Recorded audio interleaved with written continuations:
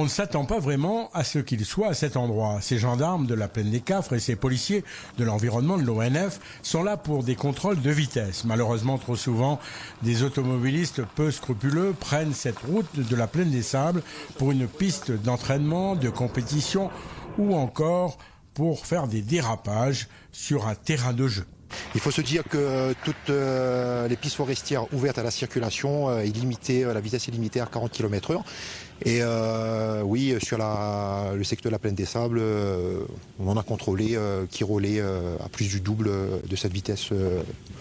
Au-delà du fait que ça dégrade le site, ça glisse aussi, ça peut être dangereux, ça peut provoquer des accidents. Tout à fait, ça peut provoquer des accidents. Il faut que les gens prennent conscience qu'ils ne sont pas tout seuls sur cette piste forestière. Chaque année, 150 000 € sont consacrés à l'entretien de ces 6 km reliant la plaine des Sables au Pas de Bellecombe où passent plus de 300 000 véhicules an. Je pensais être arrivé sur la Lune, je pensais qu'il n'y aurait plus de gendarmerie. Mais si. Mais quand même, ils contrôlent parce qu'il y a des gens qui font de la vitesse, qui abîment le site. Oui, j'aurais jamais pensé, mais c'est une bonne surprise. C'est super sympa pour vous, en tout cas, de contrôler dans ce magnifique environnement. Puis c'est bien de contrôler.